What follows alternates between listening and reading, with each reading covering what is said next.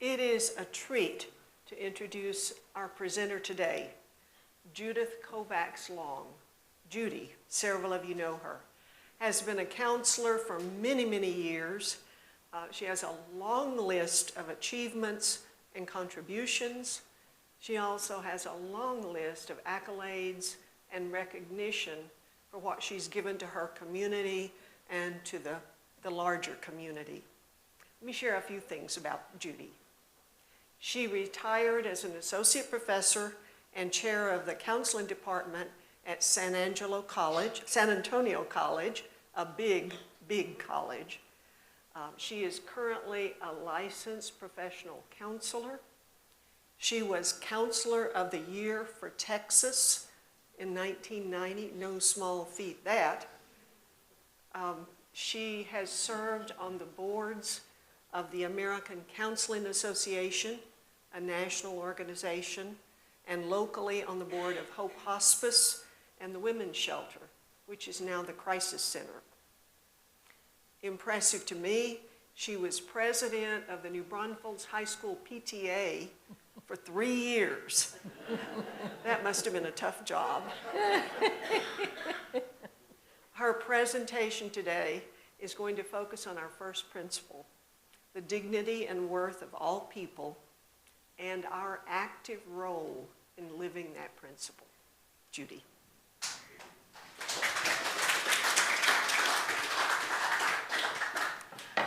It is such an honor and pleasure for me to be with you today. So I'm going to enjoy this. I hope you do too.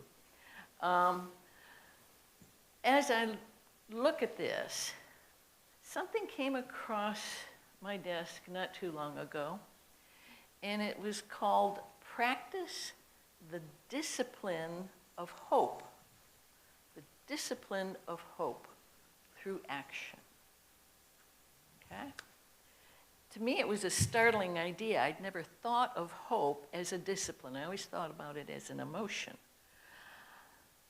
And it communicates an old idea in a new way. Talking about practice, talking about action. And it requires follow-up and follow-through. It talks about what we do in the world. So, several years ago, when I was going through a crisis, some things came to me and I put it together. Kindness, courtesy, consideration, compassion.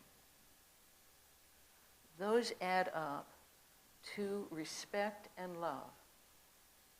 So, if it's not kind, if it's not courteous, if it's not considerate, if it's not compassionate, you don't say it, you don't do it. It's real simple. And so how do I practice that? How do I make that relevant in my life? Very simply. When I go into HEB, someone's coming at me, I look them straight in the eye and I say, good morning. Not morning, good morning. If I am walking through Walmart and I see somebody in a wonderful shirt, I will say, I love that shirt on you. You know, that really looks good. So I don't know whether these people have other people in their lives. I may be the only one speaking to them that day. I don't know that. But I do know when I was in Walmart not too long ago, I met up with the same lady 3 different times, and the 3rd time, I got her life history in 5 sentences. Then she turned away from me and she said, alrighty then, and then she turned around and she said, you and I are of an age where we understand what alrighty means. But as Wade was talking earlier, we're walking in a different world today. And so how do we walk in this world practicing the discipline of hope and the discipline of love? I'm from Northern Ohio, Cleveland, Ohio. And I fly back there periodically. And when I'm coming out of the airport, to my right is an old GM plant, General Motors. The plant itself is about 1 mile long. The facility all the way through is about 2 miles long. It is a yellow brick building. It doesn't have a roof on it anymore. The trees are growing up through it. And the holes where the glass was isn't there anymore. Okay? The men who worked there, and I say men because it was men, earned a very good living in the 50s and the 60s and the 70s. They were able to build a wonderful little ranch house with 3 bedrooms, 2 bathrooms, a fireplace, 2-car garage, and 2 cars in it. All right, they were able to send their children to college. And that continued for a second generation. So I'm talking about my father-in-law, Dad Long, and my brother-in-law, Richard. But now, in the second and third generations beyond that, the people who drive by that plant are on their way to their second and third job, hoping they can put food on their table. And that plant is a reminder of what once was and was their dream, but it isn't. And they're very bitter. They're very angry. And it forms the basis of a lot of what we see. And our lived experience impels us. It compels us. It defines our understanding of the world. And so when we look at the life through the lens of these people driving by that empty plant, we begin to understand what is going on, why certain things are beginning to manifest themselves. And from this lived experience comes how we walk in the world. Not only what we do, but how we do it. And when I went back to graduate school, one of the first courses I took was nonverbal communication. Loved it. Loved it. Because what it taught me is that what we do is more important than, well, let me put it this way. I can smile at you and tell you you've just done a lousy job. And what you do, first thing you do is respond to my smile. You will smile back at me before you realize it is an incongruent message. All right? So what I do in that case is more important than what I say. How I say things. So I can say to you, yeah, right, or yeah, right. Okay? My tone of voice communicates what I mean, what my mood is. And so what we want to do is make that congruent, but it's also the reason why, as a therapist, I never started out, or I never bought into the telehealth, because I see you from here up. What I also learned is that feet leak. So I can sit in my Rotary Club, and here's this young woman over at the next table, and from here up, she looks wonderful, and that knee's going like this. All right? I need to know that. I need to know that. And so this congruency is very, very important, and it's not matching. A lot of times what is being said to us is not matching with the intent. The other class I took when I went back to graduate school was conflict management. Now see, I was trying to get into the counseling department, and I had to talk my way in. I applied 3 times before they'd let me in because my undergrad grades were so low. So I'm over here in communications taking conflict management. And from that, I developed a workshop called I Can't Hear You When You're Shouting. All right? But also out of that came, if I don't like your idea, I don't like you. Think about that. If I don't like your idea, And that is playing out in many, many ways today. So if I don't like your idea, you become your idea. You become an object. And I can treat you accordingly. All right? Because you're not like me. You're not like mine. You're different. And from this, if you think about it, comes propaganda. So when we send young men to war, and now young women, you know, in order for them to pick up a gun and shoot, they have to be shooting at an object, not another human being.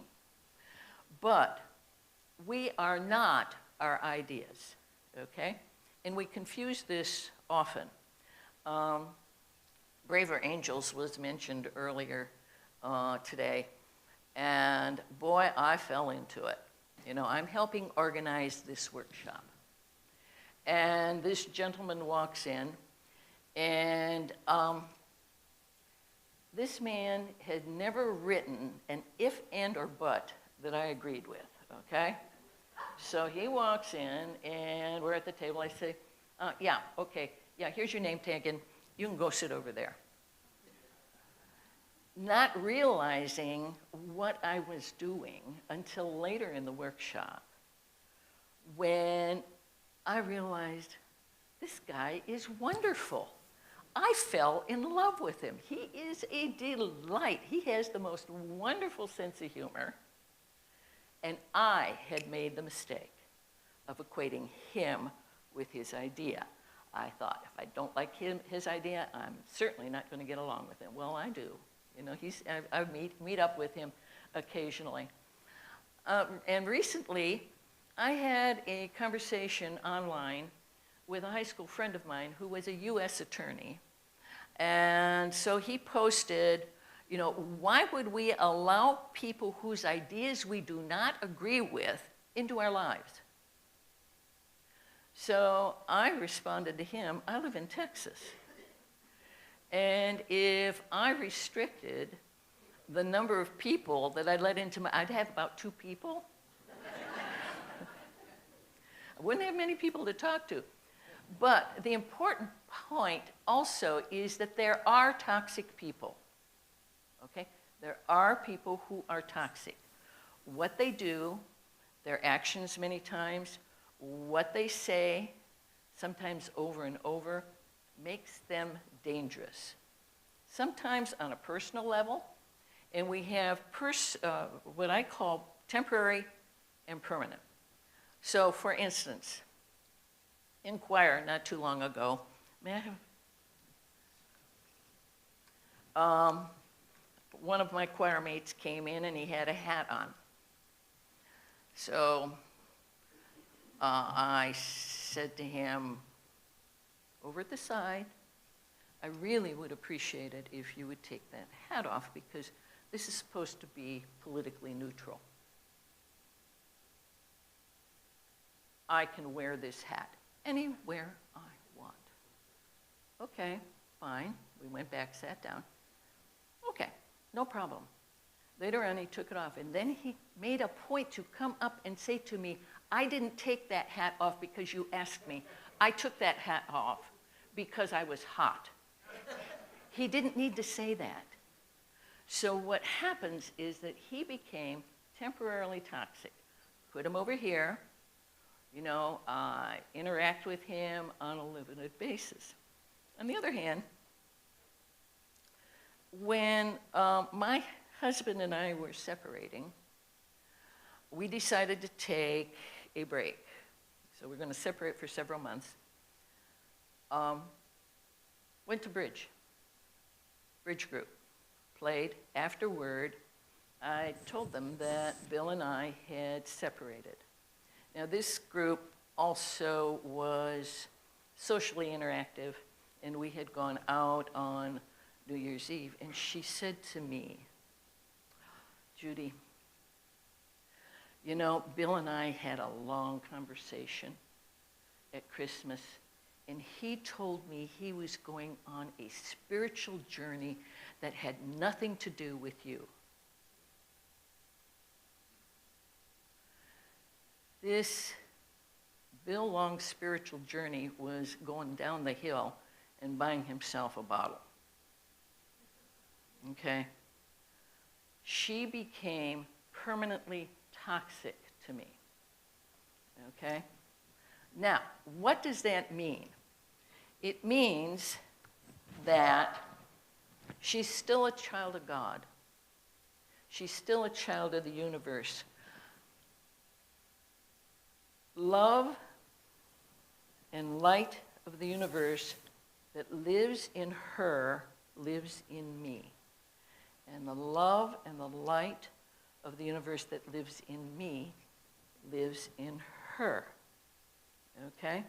So she is still lovable, but she cannot be in my life. Does that make sense? Okay? So you can do short term. So Bill and the Hat were short term. This woman was long term. I still do not, I see her on a regular basis. Say hello, I'm kind to her, I'm courteous, I'm considerate. But she cannot have the part of me, actually, that I'm sharing with you today. All right? I don't allow her in. Elizabeth Kubler-Ross tells us there are two emotions, love and fear. Now think about that. Two emotions, love, so all the positive ones fall into love, and fear.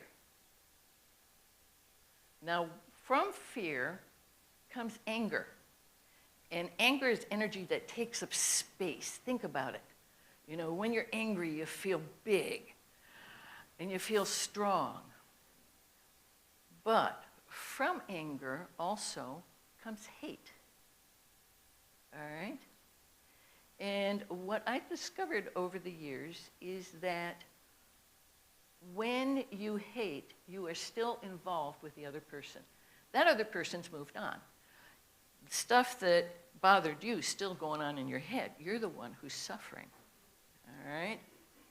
So what you need to do is put them aside. And you say to yourself, I'm not going to think about that anymore. But, here's the other but. When you're trying to change behavior, you don't hear the word not. You do that again. When you're trying to change behavior, you don't hear the word not. Okay? So, right now, I would like for you not to think about a pink elephant. It's very important that you not think about this pink elephant. And it's very important that this pink elephant that you're not thinking about doesn't have chartreuse, high-top shoes, and a golf club in its trunk. You must not think about that. What do you have in your head? Okay. And so what we do, the most thing I hear people do is they'll say, don't let me forget. And what you're doing is you're programming yourself to what? Forget. And if I'm trying to lose weight and I don't want a donut, and I'm sitting in my office thinking I'm not going to have a donut, I'm not going to have a donut, what am I thinking about? The donut. So what do? I go eat one. All right. So when you're thinking about, I'm not going to think about this anymore, this hate thing, what are you doing? You're thinking about it. The next step in this process is indifference. It's, I'm not going to hate, so I'm going to be indifferent. Okay? It just isn't going to bother me anymore. I'm going to set it aside. I'm going to move on. But there's also a step beyond indifference, and it's called forgiveness. Forgiveness. And the way I was raised, I was taught that in order to forgive someone, you had to say, oh, that's okay, and you had to let them back in your life. Okay? And I went to a workshop led by a wonderful gentleman from Massachusetts. His name's Sid Simon, and he's Jewish, and he taught me a philosophy of forgiveness that was absolutely, I've been able to walk it. It's called you let it go, you set it aside, okay? I forgive you. You are a child of God. You're a child of the universe. You are lovable. And what you did hurt me, but I forgive you for that. And again, it doesn't mean I have to let you back into my life. It just means I let the hurt go. And you can do this not only with the living, but the dead. You know, Bill Long and I have made peace. Okay? He died, and we are at peace. So it's an acknowledgement. Forgiveness is an acknowledgement of the light, of the love that we walk in. We consign them to the universe. We consign them to God. We consign them to their world. But it doesn't necessarily mean that you can be back into my world.